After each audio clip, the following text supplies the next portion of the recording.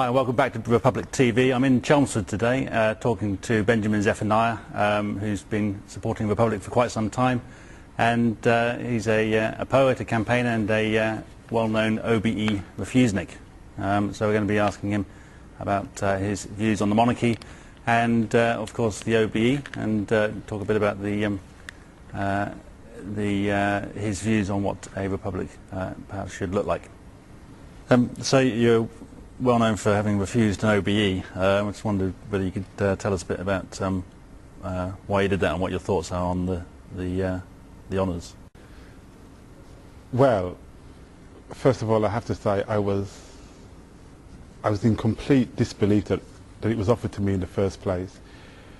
A book I had written a couple of years before that, the very first poem in that book, called Bought and Sold, makes it absolutely clear that I would never accept that, an OBE or anything from Monarchy in that sense, and that I was very critical of people that did so, and I think it doesn't do your writing very good, because you feel then that you are obliged to say nice things and not be critical of Monarchy and all that.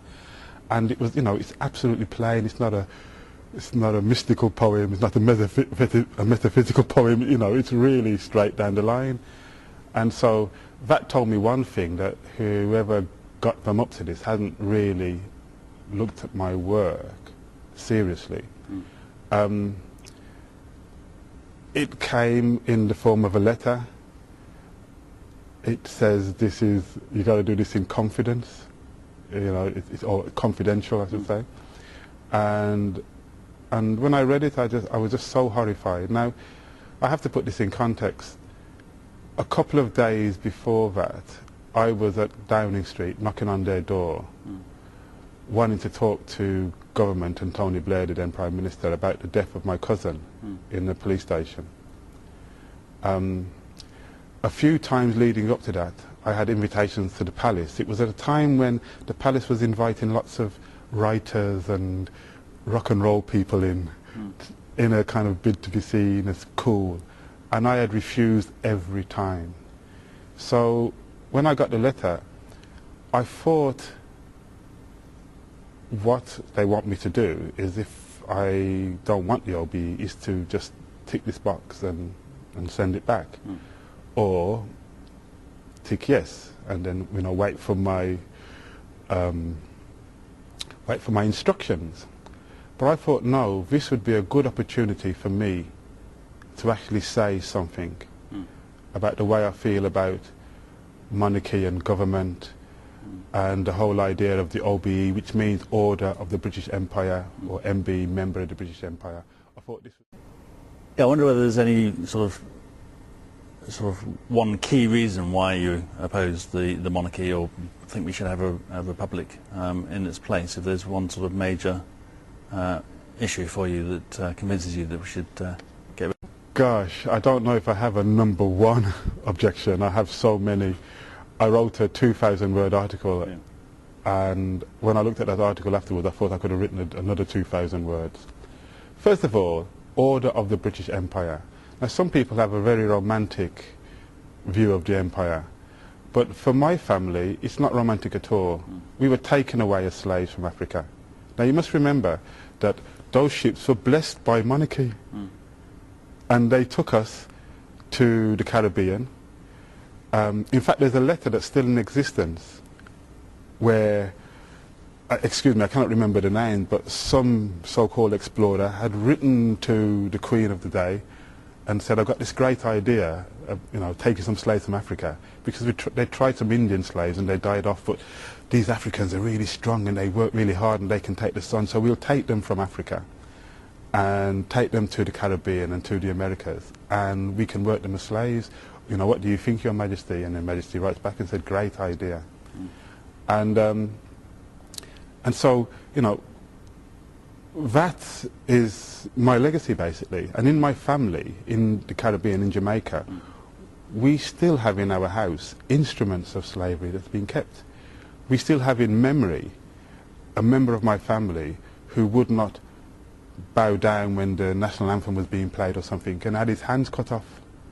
You know, and so I have to go back and say, first of all, what happened in the past, I can put it in the past, so long as people don't throw it in my face all the time and say, you know, empire this and empire that. I can see that, you know, the past queens were of their time and all that stuff, and that's in the past. I want to get on in multicultural, multiracial Britain. So when it comes to the monarchy today, you know, I understand that they can't help the family that they were born in. You know, I always say that my family is a royal family. You know, my mother always goes around and says she's a queen.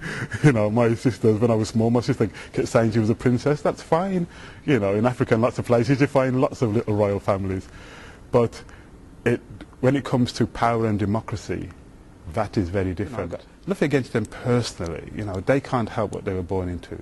But if they want to continue these positions of privilege and the idea that, you know, we have a head of state who is not elected, then I have great problems with that. Let's say we got rid of the monarchy and got rid of it tomorrow and in its place had some kind of republic. Is there a particular type of republic that you would want? I think you might have said that maybe prefer not to have a head of state at all, or is it, you know, is there some other model that... No, I'm not sure if I said that. And it's interesting because, you know, ever since I knew about Republic, I became a supporter. But do I want a Republic afterwards, after they've gone? I really don't know. I want a debate. I want us to all sit down and talk about a way forward. It may mean, you know, electing a president or whatever. It may not. I think that we should find a new way. I don't really know. I don't want to be that arrogant to sit here and say, you know, I know the way forward.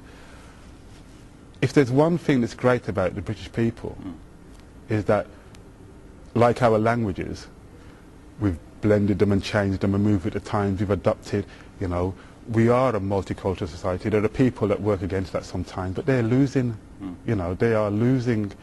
That's what we do, and lately a lot of people associate multiculturalism with black and Asian people, but actually the Angles are one people, the Saxons were another, the Celts were another. Britain was multicultural a long time before it was multiracial in a sense. And so we've had this ability to adapt to the times, and I think that if we got rid of monarchy tomorrow, between us we could find a new way forward. And that's my position. I don't have a hard and fast position. You know, having a republic and having an elected president, to me, is the obvious one. But if somebody, I'm willing to listen. You know, if you really do believe in democracy, you must be confident enough to take it the whole way. Don't preach to other people about democracy, and don't you? Sometimes we even invade other people to install democracy, when we don't really have true democracy in our country. And forget all the arguments about tourism and stuff like that. If they want to go off and do those kind of jobs, that's fine. But we must be confident enough to elect our own head of state. It's as simple as that. It's not going to change you as a British person. It's not going to make you less English or less Welsh or whatever it is, you know. But you've got to have the confidence, you know. You've got to have enough confidence to say, look, all these people that represent us all the way down the line are people that we voted for. I may have lost the vote, but I'm going to have another go in a few years' time. But this is the way we do it, democratically. I just wanted to raise with you the question of the poet laureate, because it's been in the news quite a lot recently, and Andrew Motion has been commenting on, you know, what it's had, the effect it's had on his creative sort of output. Whether you think that that's, you know, a position worth holding, or... I tried to tell him that before he took it. Right. Please go and read the poem Bought and Sold. It says, don't take my word, go check the verse, because every laureate gets worse. That's it. I just think it's outdated and useless, and it's not good creatively. You obviously travel quite a lot around the world, various different parts of the world. And in your travels, do you find that people view the monarchy very positively? Do you think that they even have sort of envy us for having it? I found when I travel abroad that people, in a very strange way, a lot of people like the royal family, like the idea of monarchy, because they think that we like the idea of monarchy. I'm surprised sometimes when I'm with people in the country and they go, oh, I love your queen. I go, oh, well, I don't. And they go, what, you don't? I go, no, and I know a lot of people that don't either. And then they feel that they have permission to say, yeah, what's it all about anyway? But there's this kind of idea that we all like it abroad, you know. One of the things that really fascinates me is when you look at some of these countries where the head of the country, whatever that is, whether it be a president or a dictator, is going on the streets and they kind of rent a crowd, and our country is always critical of them. They say, oh, this was orchestrated, these school kids were bussed in or whatever, you know, and then we go, oh yeah, that's not very cool, is it? But we do it. You know, when the royal family was coming to Stratford, I remember they got all the school kids out, gave them little flags and said, you know, when the Queen comes, wave. Most of the kids don't know what the Queen is, they're going, you know, but we do it, you know. So it's all a bit of a game, and it's all myth-making, and unless people are there to kind of articulate how this myth is created, people will just go on believing it.